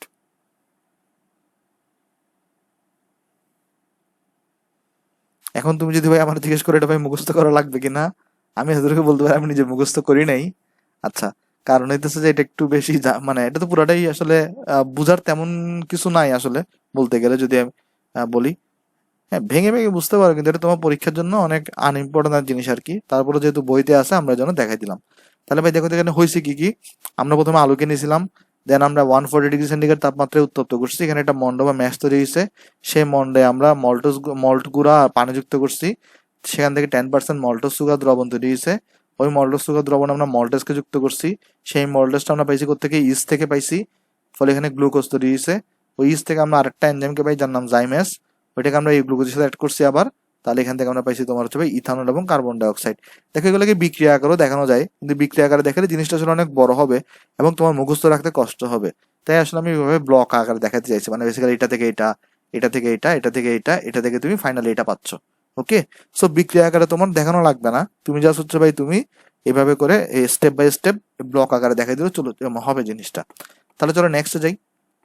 নেক্সটে দেখো, এটা একটা বেসিক্যালি একটা কোয়েশ্চন যেটা বুটেক্সে আসছিল 2009-10 সালে। আচ্ছা, তোমাকে এখানে বেসিক্যালি বলছে এই গাজন প্রণালীতে ইথানলের শিল্প উৎপাদন। ভাই তুমি জাস্ট বেসিক্যালি কি করবো ভাই, এই ইয়াটারে লিখে দিবা, তাহলে তুমি তোমার এত কিছু আসলে লেখা লাগবে না, আমি তো তোমাকে জাস্ট বুঝাই বুঝাই রেখেছি। তুমি এখানে ফার্স্টে তাহলে আলু লিখবা, আলুকে দিয়ে একটা ব্লক ডায়াগ্রাম করবা, ঠিক আছে, আলুকে দিয়ে তুমি একটা তাহলে ব্লক ডায়াগ্রাম করবা প্রথমে। তারপর দেখো আলু থেকে কি তৈরি হয়েছে, এখানে আমরা যদি দেখি আলু থেকে কি তৈরি হয়েছিল, মন্ড বা ম্যাশ, তাহলে এখানে তুমি করো আলু থেকে তাহলে তৈরি হয়েছে, মানে তুমি আমি দেখাচ্ছি পরীক্ষায় তুমি কিভাবে লিখবা আসলে। 140°C এখান থেকে তৈরি হয়েছে একটা মন্ড, ম্যাশ লেখার দরকার নাই, জাস্ট আমি তোমাকে বোঝানোর জন্য লিখে দিচ্ছি, এখানে মন্ড তৈরি হয়েছে একটা। তারপর দেখো কি তৈরি হয়েছে, এখান থেকে 10% মল্টস সুগার দ্রবণ, তাহলে এখান থেকে তৈরি হয়েছে তোমার হচ্ছে ভাই 10% মল্টস সুগার দ্রবণ। তো ভাই এই মল্ট সুগার দ্রবণটা কেমনে তৈরি হয়েছে, এখানে আমরা হচ্ছে ভাই মল্ট গুঁড়া এবং পানি যুক্ত করছিলাম। তাহলে আমরা এখানে কি করছিলাম দেখো তো, এই 40°C তাপমাত্রায় আমরা এখানে কি দিছিলাম, আমরা এখানে দিছিলাম পানি ও মল্ট গুঁড়া। আচ্ছা দেন দেখো, এখানে 10% মল্টেজ সুগার থেকে আমরা যখন এখানে মল্টেজ দিছি তখন এখানে গ্লুকোজ তৈরি হয়েছে, তাহলে এটাতে যদি আমরা এখানে মল্টেজ দিই, মানে ওইটা তো জাস্ট তুমি মনে রাখার জন্য, এটা তুমি পরীক্ষায় লিখবা, মল্টেজ দিলে এখান থেকে তৈরি হয়েছে বেসিক্যালি হচ্ছে আমাদের গ্লুকোজ। আর এই গ্লুকোজে যদি আমরা এবার জাইমেসকে দিই,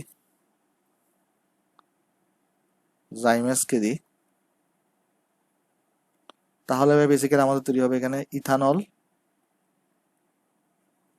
প্লাস কার্বন ডাইঅক্সাইড। ভাই এতটুকু লিখলে তুমি ফুল মার্কস পেয়ে যাবা।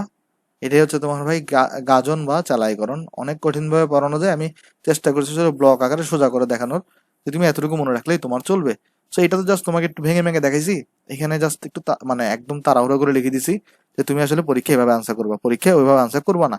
আশা করি ভাই এই যে চালাইকরণ জিনিসটা বুঝতে পারছো। ভাই চালাইকরণ বা ফার্মেন্টেশন বা গাজনের জিনিসটা কি, বেসিক্যালি তোমার হচ্ছে ভাই গ্লুকোজের সাথে তুমি ইস্ট যুক্ত করার মাধ্যমে তোমার অ্যালকোহল তৈরির প্রক্রিয়া বা ইথানল তৈরির প্রক্রিয়া বেসিক্যালি। হ্যাঁ, আচ্ছা, তারপরে এই জিনিসটা আমাদের জন্য এখন খুবই ইম্পর্টেন্ট, এটা আসলে বেসিক্যালি কয়েক বছর ধরে ইঞ্জিনিয়ারিং আসতেছে এবং এটা তো মেডিকেলের জন্য অনেক বেশি ইম্পর্টেন্ট একটা টপিক, ইভেন এইচএসসির এমসিকিউতেও। সেটা কি, কতিপয় বাণিজ্যিক অ্যালকোহলের সংযুক্তি ও ব্যবহার। তাহলে চলো আমি জিনিসটা লিখে দিই এখানে, বাণিজ্যিক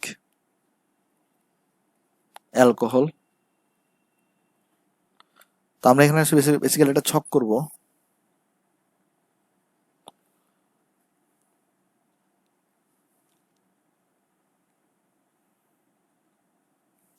তারপর আমরা এখানে লিখবো তোমার হচ্ছে ভাই সংযুক্তি, আর এখানে আমরা দুই একটা করে ব্যবহার দেখবো, সবার না, যেগুলোর জন্য ইম্পর্টেন্ট সেগুলো। আচ্ছা আসো তাহলে দেখি। এক নাম্বার বাণিজ্যিক অ্যালকোহল হচ্ছে তোমার ভাই রেকটিফাইড স্পিরিট।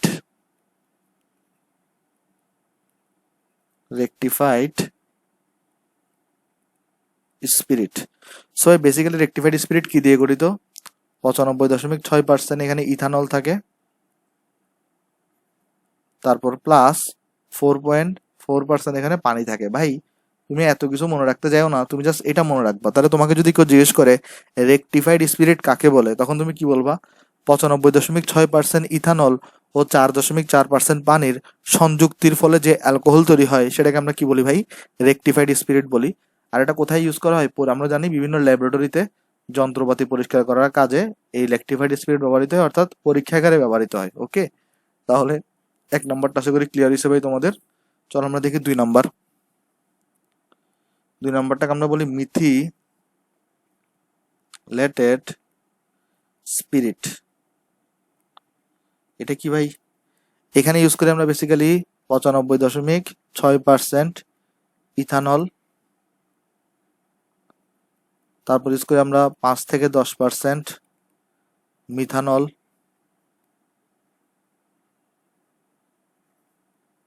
প্লাস এখানে আমরা ইউজ করি তোমার হচ্ছে ভাই 3% বেনজিন ও ন্যাপথা। আচ্ছা, তাহলে এখানে আমরা মিথিলেটেড স্পিরিটে কি ইউজ করি ভাই? 95.6% ইথানল, 5 থেকে 10% হচ্ছে মিথানল, এবং তোমার হচ্ছে আমরা 3% বেনজিন এবং ন্যাপথা। এখন অনেকের মনে হইতে পারে যে ভাই তাহলে তো এই যে পার্সেন্টেজ গুলো যোগ করলে তো 100 থেকে বেশি হয়ে যাইতেছে, কিন্তু আগেরটাতে 100 ছিল বরাবর। ভাই এগুলো দ্বারা আসলে কি বুঝে আমি তোমাকে বলি। নিশ্চয়ই তোমরা পরিমাণগত রসায়ন অনেকে পড়ছো, বা আমি তোমাকে একটা সিম্পল জিনিস বলি। জিনিসটা দেখো, জিনিসটা হচ্ছে ভাই তোমার এরকম যে ধরো তুমি যদি একটা, ধরো সাপোজ হচ্ছে যে ভাই 100 গ্রাম পানির যদি একটা দ্রবণ নাও, তাহলে তুমি কিন্তু ওই পানির দ্রবণের মধ্যে কিন্তু কিছু ভেজাল থাকবে। বা তুমি যদি এভাবে চিন্তা করো, ধরো তুমি এই 1 লিটারের একটা তুমি হচ্ছে যে কেরোসিনের দ্রবণ নিছো, তাহলে ওই 1 লিটার কেরোসিনের দ্রবণে কিন্তু কিছু কিছু ভেজাল থাকে। তো ধরো এখানের মধ্যে তোমার হচ্ছে যে ভাই 0.95 লিটার হচ্ছে যে বিশুদ্ধ, আর 0.05 লিটার হচ্ছে তোমার অবিশুদ্ধ। তখন তুমি কি বলবা? ওইটার বিশুদ্ধতা হচ্ছে 95%, কারণ 0.95 কিন্তু বিশুদ্ধ। ভাই এখানে যে 95.6% ইথানল দেখতেছো, এটা মানে হচ্ছে যে তুমি হচ্ছে যদি ভাই এখানে 100 গ্রাম ইথানল নাও, তাহলে 95.6 গ্রাম ইথানল থাকে। অথবা তুমি যদি চিন্তা করে 100 লিটার যদি নাও, তাহলে 95.6 লিটার তুমি অ্যাকচুয়াল মানে এখানে হচ্ছে যে বিশুদ্ধ বিশুদ্ধ ইথানল পাবা এত। আর মিথানল তুমি যদি 100 লিটার নাও, তার মানে বিশুদ্ধ মিথানল পাবা 5 লিটার থেকে 10 লিটার। ওকে, এইখানে কিন্তু এই টোটাল যোগফল 100 হবে না। এখানে যদিও ভাগ্যক্রমে আগেটাতে 100 হয়ে গেছিল, কিন্তু এখানে 100 আসলে না জিনিসটা, হ্যাঁ। সো এখানে 100 না হওয়াটাই স্বাভাবিক। আচ্ছা, তাহলে এটা কোথায় কোথায় ইউজ করি আমরা? ইউজ করি হচ্ছে আমরা বার্নিশের কাজ। আমরা দেখি যে বিভিন্ন বাসা বাড়িতে যখন তোমার বার্নিশ করা হয় তখন অ্যালকোহল ইউজ করা হয়, তখন ইউজ করি আমরা বেসিক্যালি মিথিলেটেড স্পিরিট, এবারে বার্নিশের কাজে ব্যবহৃত হয়। আশা করি জিনিসটা এখানে বুঝতে পারছো ভাই। তারপর দেখে আসো 3 নাম্বার। 3 নাম্বার আমরা দেখবো তোমার হচ্ছে ভাই পাওয়ার অ্যালকোহল। পাওয়ার অ্যালকোহল। তো এই পাওয়ার অ্যালকোহল জিনিসটা কি? এটা বেসিক্যালি তোমার হচ্ছে ভাই বিশুদ্ধ ইথানল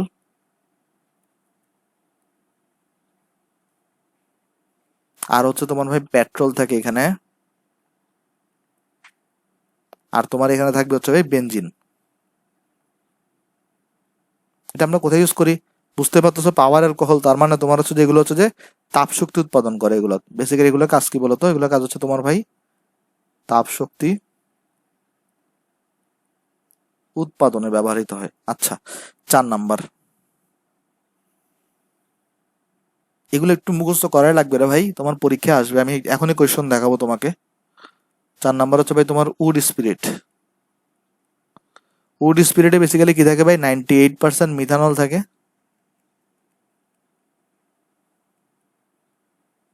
আর 1 থেকে 2% এসিটন থাকে। এসিটন মানে ওই যে কিটোন আর কি। আর এটার ব্যবহার তোমার লাগবে না, জাস্ট তুমি পার্সেন্টেজ পর্যন্ত জানলেই চলবে।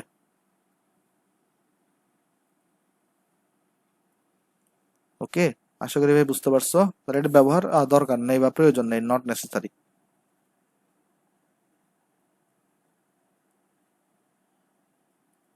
আচ্ছা, তাহলে চলো এরপর আমরা আরেকটাতে যাই, পরের টপিক।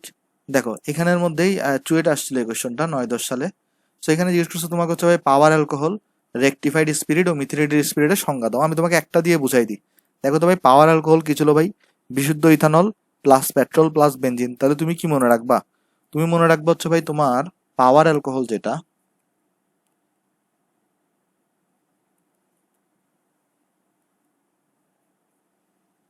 এটা হচ্ছে ভাই বেসিক্যালি বিশুদ্ধ ইথানল। তুমি মনে রাখবা, কিন্তু এটা সংজ্ঞা কিভাবে দিব আমি তোমাকে দেখা দিচ্ছি। বিশুদ্ধ ইথানল, পেট্রোল প্লাস বেনজিন। আর তুমি সংজ্ঞা দিবা কিভাবে ভাই? সংজ্ঞা দিবা বিশুদ্ধ ইথানল, পেট্রোল ও বেনজিনের মিশ্রণকে আমরা কি বলি ভাই? পাওয়ার অ্যালকোহল বলি। তাহলে এখানে লিখবা বিশুদ্ধ ইথানল,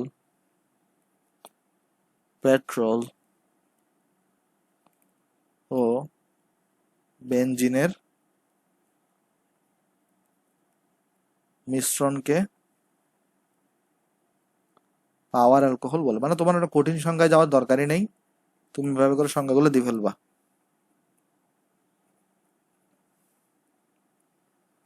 হল বলে। এবার কেউ যদি তোমার বলে ভাই রেকটিফাইড স্পিরিটের সংখ্যা দাও, তুমি বলবো 95.6% ইথানল ও 4.4% পানির মিশ্রণকে রেকটিফাইড স্পিরিট বলে। তাহলে এখানে দেখো রেকটিফাইড স্পিরিট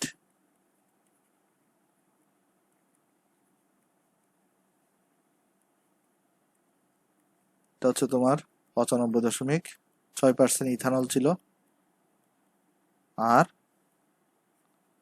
4.4% পানি ছিল। তাহলে লিখবা 95.6% ইথানল ও 4.4% পানির মিশ্রণকে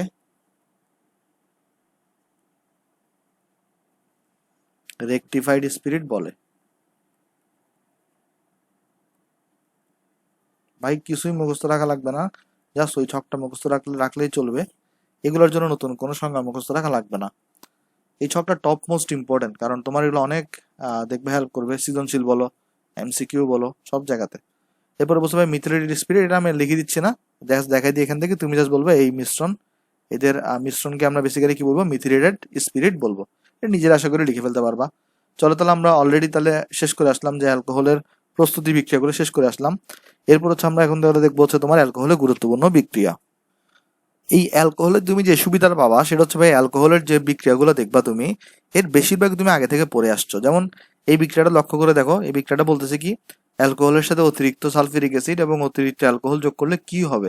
সো ভাই যারা আমার লেকচারগুলো অনেক আগে থেকে একদম প্রথম থেকে ফলো করে আসতেছো তারা নিশ্চয়ই এটার উত্তরটা জানো।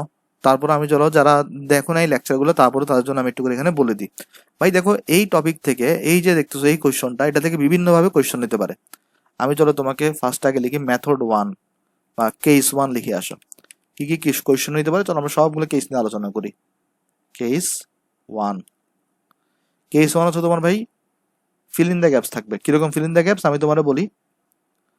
তোমার এখানে অ্যালকোহল দিবে CH3 CH2 OH দিবে, সালফিউরিক অ্যাসিড দিবে,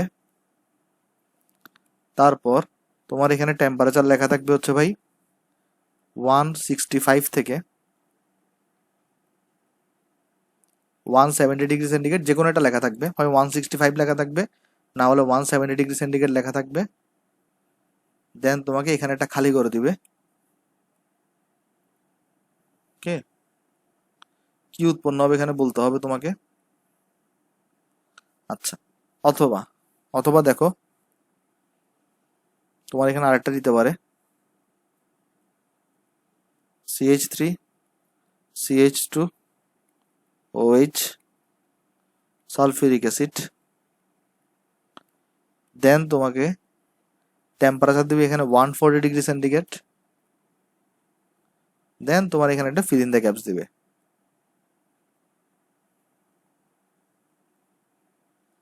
এবার কি তৈরি হবে তুমি এখানে বলো। তাহলে দেখো এটা হচ্ছে কেস নাম্বার 1 এর কোয়েশ্চন, মানে এইভাবে করে কোয়েশ্চন হতে পারে। আচ্ছা এবার আসো কেস নাম্বার 2 তে।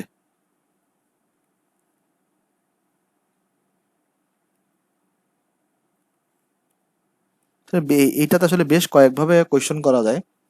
কেস নাম্বার 2 তে তোমাকে বলবে যে যদি আমি অতিরিক্ত অ্যালকোহল যুক্ত করি তাহলে কি হবে, অতিরিক্ত সালফিউরিক অ্যাসিড যুক্ত করলে তাহলে কি হবে। তাহলে কেস নাম্বার 2 তে বলবে তোমাকে 1 নম্বরে অতিরিক্ত H2SO4 যুক্ত করলে কি হবে, অথবা তোমার 2 নম্বর কোয়েশ্চেন করতে পারে অতিরিক্ত অ্যালকোহল যুক্ত করলে কি হবে। ওকে, তাহলে দেখো কেস নাম্বার 1 এ তোমাকে হচ্ছে ভাই ফিল ইন দ্য গ্যাপস আকারে দিতে পারে, আর কেস নাম্বার 2 তে হচ্ছে তোমাকে কিভাবে বলতে পারে ভাই, এরকম যে বলতে পারে অতিরিক্ত অ্যালকোহল যুক্ত করলে কি হবে, অতিরিক্ত সালফিউরিক অ্যাসিড যুক্ত করলে কি হবে। এই দুইভাবে তোমার এই টপিকটা থেকে কোয়েশ্চেন আসতে পারে। তাহলে চলো আমি তোমাকে একটা একটা করে উত্তর দিই। ফার্স্ট আমরা চলো কেস নাম্বার 2 এর উত্তরটা আগে দিই। কেস নাম্বার 1 এর উত্তরটা একদম সোজা, কেস নাম্বার 2 টা আগে দিই চলো আমরা আগে। ওকে, তাহলে দেখো বেসিক্যালি কি হয় ভাই, এখানে যদি তোমাকে কেস নাম্বার 2 বলে তাহলে বিক্রিয়াটাকে তুমি 2 স্টেপে দেখাবা। স্টেপ 1, আমরা কিন্তু আগে 1 নাম্বারের জন্য আনসার করতেছি। অতিরিক্ত সালফিউরিক অ্যাসিড যুক্ত করলে কি হবে। দেখো তো ভাই, তোমার এখানে কি ছিল ভাই, অ্যালকোহল ছিল CH3CH2OH। তুমি এর সাথে প্রথম হচ্ছে যে সালফিউরিক অ্যাসিড যুক্ত করছো। দেখো এই কেস নাম্বার 2 তে কিন্তু তোমার কোনো টেম্পারেচার বলে দেয় নাই, কেস নাম্বার 2 তে কিন্তু তোমার কোনো টেম্পারেচার বলে দেয় নাই, কিন্তু কেস নাম্বার 1 এ কিন্তু টেম্পারেচার বলে দিছে। তাহলে তুমি কি করবা, প্রথমে যখন CH3CH2OH নিছো, যখন সালফিউরিক অ্যাসিড নিছো, তুমি প্রথমে এখানে 100 ডিগ্রি সেন্টিগ্রেড তাপমাত্রায় বিক্রিয়া করাবা। 100 ডিগ্রি সেন্টিগ্রেড তাপমাত্রায় কি করাবা, বিক্রিয়া করাবা। ওকে, আচ্ছা তাহলে চলো 100 ডিগ্রি সেন্টিগ্রেড তাপমাত্রায় বিক্রিয়া করলে কি হবে দেখি। দেখো তো একটা জিনিস, এই যে H2SO4 ভাই, এটাকে আমরা ভেঙে এভাবে লিখতে পারি HSO4H। H2SO4 কে কিন্তু আমরা ভেঙে লিখতে পারি HSO4H, HSO4H। তাহলে দেখো ভাই বেসিক্যালি কি হবে, এখানে আমরা আলোচনা করে আসছি আগে, সেটা কি, যদি কোনো যোগে যদি OH থাকে আরেকটা যোগে যদি হাইড্রোজেন থাকে, অবভিয়াসলি এখান থেকে তৈরি হবে একটা কি, পানি। আর দেখো তো তাহলে এই OH-টা চলে যাওয়ার কারণে এই হাতটা খালি হয়ে গেছে, সেই খালি হাতে এসে কে বসবে, SO4H। তার মানে এখানে এসে যুক্ত হবে তোমার CH3CH2।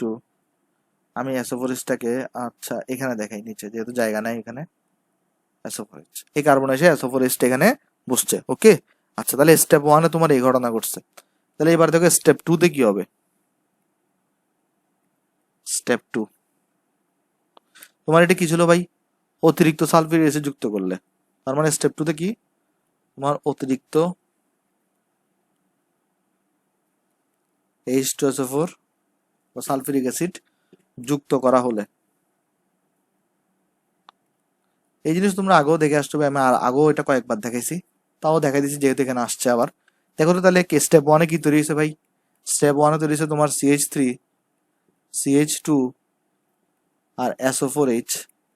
এখানে তুমি আবার সালফিউরিক অ্যাসিড যুক্ত করছো, তোমার H2SO4। ওকে, তাহলে এবার দেখো তো কি হবে ভাই, এবার তুমি যদি আবার সালফিউরিক অ্যাসিড যুক্ত করো এখানে, তখন যেটা হবে, এইবার তুমি যুক্ত করবে এটাকে, টেম্পারেচার দিবে হচ্ছে যে 170 ডিগ্রি সেন্টিগ্রেড বা 165 ডিগ্রি সেন্টিগ্রেড দিতে পারো। তখন যেটা হবে, এই SO4H-টা এখানের মধ্যে দুইটা কার্বনের মধ্যে যে কার্বন হাইড্রোজেন বেশি, সেই কার্বন থেকে একটা হাইড্রোজেনকে নিবে। কারণ খেয়াল করে দেখো, সে তো আর এর সাথে যুক্ত হতে পারবে না, কারণ এ এবং এ তো প্রায় সেম ছিল, তাই না। তাহলে এখান তাকে তো বের হইতে হবে, সে এইখানে দুইটা কার্বনের মধ্যে যে কোনো একটা কার্বন থেকে হাইড্রোজেনকে নিবে, এবং নিয়ে কি তৈরি হবে দেখো তো, একটা হাইড্রোজেনকে নিলে, তার আগে ছিল SO4H, সে একটা হাইড্রোজেনকে নিচ্ছে, তাহলে এখানে H2SO4 হয়ে যাবে আবার। আর এখানে কাহিনী কিছু দেখো, এখানে আগে CH3 ছিল, কিন্তু এখন CH2 হয়ে যাবে। আগে সিঙ্গেল বন্ড ছিল আর এখানে CH2 ছিল, আর এখান থেকে তো SO4H-টা সরে গেছে। তাহলে দেখো এখানে কিন্তু একটা ডাবল বন্ড দিতে হবে। কেন? কারণ এই কার্বন একটা হাইড্রোজেনকে হারাইছে, আবার এই CH কার্বনটা একটা SO4H কে হারাইছে। তো এটা সমতা করার জন্য তোমার এখানে তাহলে ডাবল বন্ড দিতে হবে।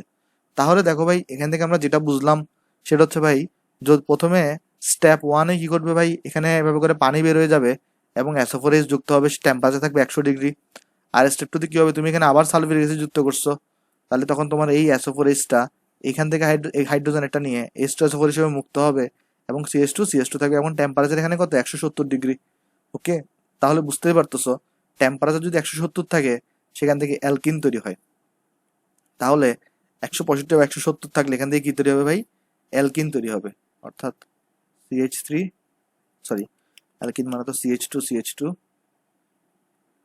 এবং তোমার এর সাথে তাহলে পানি তৈরি হয়েছে। দেখো স্টেপ 1 একটা পানিও তৈরি হয়েছে।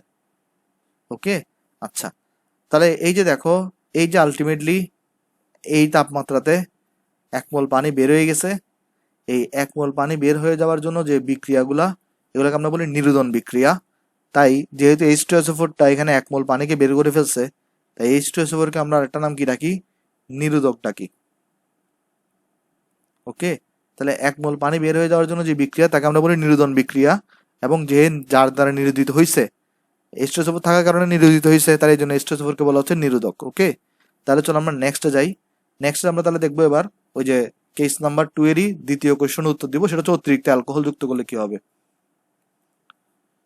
2 নাম্বার কোশ্চেন অতিরিক্ত, ভাই এখানেও কিন্তু স্টেপ 1টা সেম থাকবে। স্টেপ 1 এ কি ছিল তোমার, তুমি অ্যালকোহলকে নিছিলা CH3CH2OH, তুমি এর সাথে হচ্ছে সালফিউরিক অ্যাসিড যুক্ত করছো। ফার্স্টে তোমার এখানে 100 ডিগ্রি সেন্টিগ্রেড তাপমাত্রা ছিল, দেন তোমার এখানে কি হবে এটা ছিল। এখানে কিন্তু আগের মতো, এখানে দেখো 1 মোল পানি বের হবে এবং তোমার এখানে CH3CH2SO4H থাকবে। কিন্তু এবার কি হচ্ছে ভাই, স্টেপ 2 তে কি হবে দেখো। এবারে তুমি এবার কি করছো, আগে তো অতিরিক্ত অ্যালকোহল নিছিলা, কিন্তু এবার কি করছো, আগে তো অতিরিক্ত H2SO4 নিছিলে, এবার নিচ্ছে অতিরিক্ত অ্যালকোহল। তাহলে এখানে স্টেপ 2 তে কি করতেছো তুমি, এবারে অতিরিক্ত অ্যালকোহল যুক্ত করা হলে, অতিরিক্ত অ্যালকোহল যুক্ত করা হলে, ওকে। আচ্ছা, তাহলে এবার দেখো কি হবে অতিরিক্ত অ্যালকোহল যুক্ত করা হলে। দেখো এখানে CH3CH2SO4H ছিল। আচ্ছা, তো ভাই অতিরিক্ত অ্যালকোহলকে আমরা এভাবে লিখি OH CH2CH3। দেখো তো আমরা অ্যালকোহলকে এভাবে লিখতে পারি না, CH3CH2OH না লিখে আমি একটু উল্টা করে লিখলাম আর কি। কিভাবে লিখলাম ভাই বলো তো, আমি লিখলাম হচ্ছে তোমার OH CH2CH2 আকারে লিখলাম। হ্যাঁ, তো এবার দেখো বেসিক্যালি এখানে কি হবে, এই যে SO4H-টা এ এইখান থেকে তার বাম পাশে কার্বন থেকে হাইড্রোজেনকে নিবে না, সে দেখবে যে এখানে আরেকটা হাইড্রোজেন অ্যাভেলেবল আছে, তাহলে আমি এই হাইড্রোজেনটাকে নিই। তাহলে এই হাইড্রোজেনটাকে নিয়ে সে তখন এখানে H2SO4 তৈরি করছে। আর দেখো তো এখানে মূলত তাহলে এ যেহেতু একটা হাত হারাই ফেলছে, আর এ দেখো এখানে তো এই কার্বন এখানে তো একটা OH একটা হাত হারাই গেছে, অক্সিজেনের একটা হাত হারাইছে এখানে, তাই না? কার্বনের কোনো হাত হারায় নাই, কিন্তু অক্সিজেনের একটা হাত হারাইছে। অক্সিজেন যেহেতু হাইড্রোজেন হারাই ফেলছে, তাহলে এখানে আমাদের একটা সেতু তৈরি হবে CH3CH2। দেখো এই যে CH3CH2 এটা তো আনচেঞ্জড, তাহলে এটা তো সরে গেছে। এই খালি হাতে তাহলে কে এসে বসবে, এই অক্সিজেনটা এসে জোড়া লাগবে। আর অক্সিজেন সাথে দেখো তোমার কি আছে, CH2CH3 আছে। খেয়াল করে দেখো, আমি তোমার বুঝাই বলি এখানে কি হচ্ছে। এই SO4H-টা হাইড্রোজেনের সাথে যুক্ত হয়ে H2SO4 তৈরি করছে, CH3CH2 এই অক্সিজেনের সাথে একটা সেতু তৈরি করছে। আর দেখো তো অক্সিজেনের সাথে কে লাগানো ছিল, CH2CH3 হাইড্রোজেন তো চলেই গেছে এখানে H2SO4 হিসেবে। তার মানে দেখো তো এই যে CH3CH2 ও C2CH2CH3, এটারে তুমি কি বলো ভাই, এটারে তুমি বলো হচ্ছে ভাই ইথার। এখানে জিনিসটা আর এটারে তুমি কি বলো ভাই, ইথার বলো। এবং এই ক্ষেত্রে টেম্পারেচারটা থাকে তোমার হচ্ছে ভাই 140 ডিগ্রি সেন্টিগ্রেড। অর্থাৎ এখানে তাহলে আমরা বলতে পারি সেটা হচ্ছে 140 ডিগ্রি সেন্টিগ্রেডে বেসিক্যালি এখানে কি তৈরি হবে ভাই, CH3CH2 ও CH2CH3। তাহলে এখান থেকে আমরা একটা সামারি করতে পারি। সামারিটা হচ্ছে কি, টেম্পারেচারের ব্যাপারটা তো বুঝতে পারছো। সামারিটা হচ্ছে ভাই অতিরিক্ত সালফিউরিক অ্যাসিড যুক্ত করলে আমরা এখানে অ্যালকিন পাবো, অতিরিক্ত অ্যালকোহল যুক্ত করলে আমরা এখানে তোমার হচ্ছে যে ভাই পাবো হলো যে ইথার। তাহলে সামারিটা কি দাঁড়ালো, অতিরিক্ত সালফিউরিক অ্যাসিড যুক্ত করা হলে আমরা পাচ্ছি হচ্ছে তোমার এখানে অ্যালকিন। আর যদি আমরা অতিরিক্ত অ্যালকোহল যুক্ত করি, অর্থাৎ CH3CH2OH যুক্ত করি, বেসিক্যালি আমরা পাচ্ছি এখানে ইথার। ওকে, তো আশা করি জিনিসটা এখানে বুঝতে পারছো ভাই, এবং কোয়েশ্চেন প্যাটার্নটা এখানে বুঝতে পারছো। আচ্ছা, এরপরে আমি আরেকটা জিনিস দেখাতে চাই, সেটা হচ্ছে যে ভাই এমসিকিউর জন্য জাস্ট অ্যালকোহলের সংযুক্তি বিভিন্ন পানীয়তে আর কি। হ্যাঁ, বিভিন্ন ধরনের যে পানীয়গুলো আছে ওই পানীয়গুলোতে অ্যালকোহলটা কত পার্সেন্ট করে থাকে, এটাও আসলে একটু এমসিকিউর জন্য ইম্পর্টেন্ট। দেখো, ফার্স্ট পানীয়র নাম হচ্ছে তোমার ভাই বিয়ার। তো বিয়ারের মধ্যে তোমার অ্যালকোহল থাকে প্রায় 2 থেকে 7%। তারপরে তোমার আরেকটা জনপ্রিয় অ্যালকোহল হচ্ছে ভাই তোমার শ্যাম্পেন। আর শ্যাম্পেইনের মধ্যে তোমার হচ্ছে যে থাকে হচ্ছে 15 থেকে 16%। এরপর আর আর আর কি কি আছে ভাই, উইস্কি আছে, তারপরে তোমার হচ্ছে ভাই ব্র্যান্ডি আছে, রাম আছে, জিন আছে, ব্র্যান্ডি আছে, এগুলো হচ্ছে বিভিন্ন জনপ্রিয় পানীয়। আচ্ছা, যদি এগুলো শরীরের জন্য বিশাল ক্ষতিকর এবং ধর্মীয় দিক থেকে এগুলা হারাম, 30 থেকে 50%। ওকে, সো এগুলো হচ্ছে ভাই তোমার অ্যালকোহলের সংযুক্ত, এগুলো হচ্ছে পরীক্ষার জন্য একটু মনে রাখবা ভাই, ঠিক আছে? আশা করি জিনিসটা কেন সবাই বুঝতে পারছো। আচ্ছা, এরপর কি আছে? আহ খার ধাতুর সাথে বিক্রিয়া। আচ্ছা চলো এটা তাহলে দেখাই দিয়ে আসো। এটাও সিম্পল জিনিস। আমি তোমাকে একটু তাহলে প্রথমে একটা কোয়েশ্চেন করি, সেটা হচ্ছে ভাই, ভাই ক্ষার ধাতু বলতে আমরা কাকে বুঝি? বেসিক্যালি তাহলে আমার কোয়েশ্চেনটা হচ্ছে ভাই তোমার কাছে, যে ক্ষার ধাতু বলতে তুমি কি বুঝো, মানে এটাকে কেন ক্ষার ধাতু বলা হয়, ক্ষার ধাতু কারা? ভাই বেসিক্যালি দেখো, গ্রুপ 1 এবং গ্রুপ 2-তে যে ধাতুগুলো থাকে, এই ধাতুগুলোকে আমরা বলি ক্ষার ধাতু। কেন? এখন তোমার মনে প্রশ্ন হতে পারে, ভাই কেন এদেরকে আমরা ক্ষার ধাতু বলি? কারণ দেখো, তুমি যদি এখানে একটা গ্রুপ 1-এর একটা ধাতুকে নাও, সাপোজ ধরো সোডিয়ামকে নিছো, তুমি যদি সোডিয়ামের সাথে পানি যুক্ত করো, তাহলে এখানে কি তৈরি হবে ভাই? সোডিয়াম হাইড্রোক্সাইড তৈরি হবে, রাইট? তুমি এখানে দুইটা নাও, এখানে দুইটা তৈরি হবে, তাহলে এখানে দুইটা নাও, এইভাবে সমতা হয়ে গেছে তোমার এখানে এসিক, আর এখান থেকে দেখো তাহলে একটা হাইড্রোজেন উৎপন্ন হবে। আচ্ছা, তার মানে দেখো এখানে জিনিসটা, যে এই যে তোমার এই যে সোডিয়াম ধাতু, এটার সাথে যখন তুমি পানি যুক্ত করছো, এখান থেকে একটা ক্ষার তৈরি হয়েছে। তাহলে যে সকল ধাতুর সাথে পানি যুক্ত করার ফলে ক্ষার তৈরি হয়, তাদেরকে আমরা বলি তোমার হচ্ছে যে ভাই ক্ষার ধাতু। আর যদি অম্ল তৈরি হতো, তাহলে সেটাকে আমরা অম্লীয় ধাতু বলতাম। ওকে, তাহলে এখানে আমরা বলতে পারি সংজ্ঞা হিসেবে, এটা যদিও মোলের পর্যাবৃত্ত ধর্মের পড়া, যে সকল ধাতুর সাথে পানি যুক্ত করা হলে, পানি যুক্ত করা হলে ক্ষার উৎপাদন হয় বা ক্ষার উৎপন্ন হয়,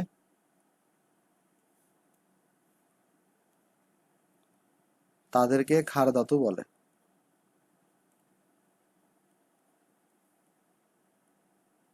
আশা করি ভাই ক্লিয়ার হয়েছে জিনিসটা।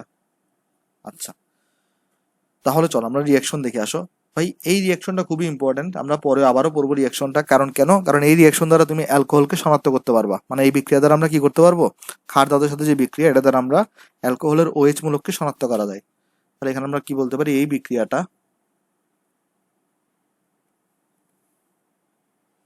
এখানে আমরা লিখতে পারি এই বিক্রিয়া দ্বারা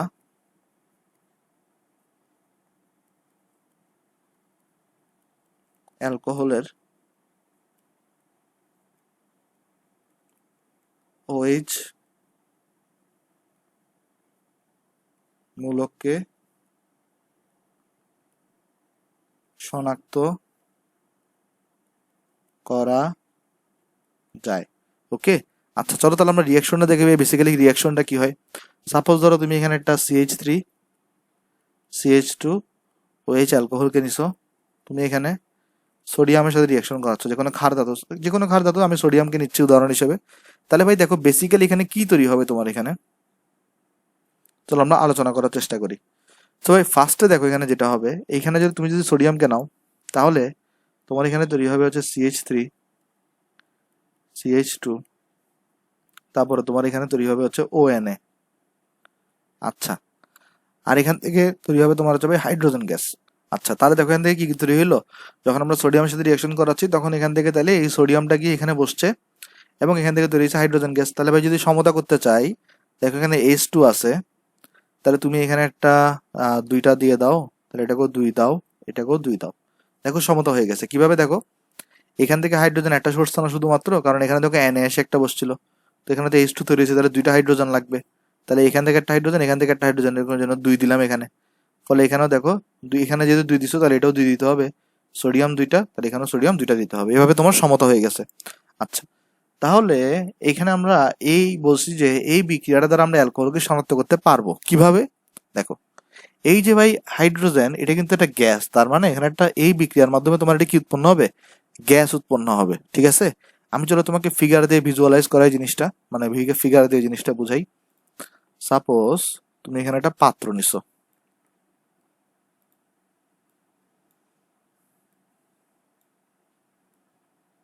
সাপোজ এটা হচ্ছে তোমার একটা পাত্র, এই পাত্রের মধ্যে তোমার অ্যালকোহল আছে, সাপোজ এই পাত্রের মধ্যে তোমার কি আছে ভাই, একটা অ্যালকোহল আছে, এবং তুমি কি করছো, এখানে সোডিয়াম যুক্ত করছো। সোডিয়াম যদি যুক্ত করো, যদি এখানে আসলে অ্যাকচুয়ালি অ্যালকোহল থাকে, অ্যাকচুয়ালি যদি অ্যালকোহল থাকে এবং তুমি এখানে যুক্ত করছো সোডিয়াম, তাহলে এখান থেকে কিন্তু একটা গ্যাস এভাবে করে উঠে যাবে। আর ঠিক এই মুহূর্তে তুমি যদি এখানে একটা ম্যাচের কাঠি, ম্যাচের কাঠি আমরা সবাই চিনি, যদি আমরা এখানে একটা ম্যাচের কাঠিকে রাখি, ঠিক আছে, যদি আমরা এখানে একটা কি করি, তখন ওই উৎপন্ন গ্যাসের সামনে যদি আমরা একটা ম্যাচের কাঠিকে যদি রাখি, তাহলে দেখা যাবে ম্যাচের কাঠিটা ধূপ করে জ্বলে উঠবে। কি করবো বলতো, একটা ধূপ আওয়াজ করে এটা জ্বলে উঠবে, ঠিক আছে। তাহলে যদি জ্বলে উঠে, তাহলে বুঝবা এই গ্যাসটা তোমার এখানে হাইড্রোজেন ছিল। আর যদি এই গ্যাসটা হাইড্রোজেন হয়, তাহলে বেসিক্যালি তোমার এখানে অ্যালকোহল ছিল।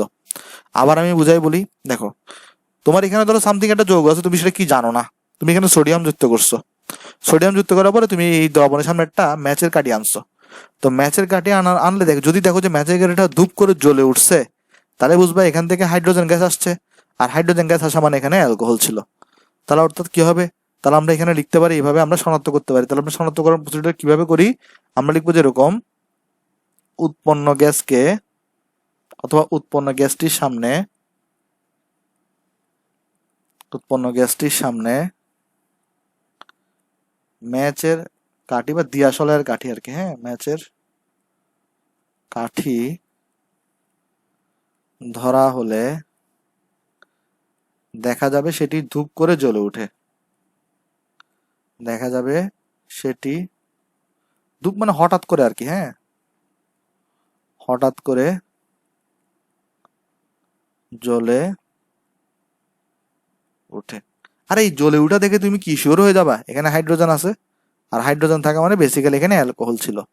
কারণ সোডিয়ামকে যদি এখানে যুক্ত করো, অ্যালকোহল যদি না থাকে এখানে, তাহলে তুমি কখনো এখানে হাইড্রোজেন পাবা না। ওকে, তো এইভাবে তুমি অ্যালকোহলকে শনাক্ত করতে পারো। এই বিক্রিয়াটা আমরা আবার দেখবো পরবর্তীতে, যখন আমরা অ্যালকোহল শনাক্তকরণ করবো। তো আজকে হচ্ছে আমরা একদম আমাদের লেকচারের শেষে। তুমি যদি আমার পড়াগুলো বুঝো, ভিডিওতে লাইক করতে পারো এবং বন্ধুর সাথে ভিডিওটা শেয়ার করতে পারো, এবং অবশ্যই অবশ্যই ভাই চ্যানেলে সাবস্ক্রাইব করতে পারো ভাই। ঠিক আছে, তাহলে সবাই ভালো থাকবেন। আসসালামু আলাইকুম।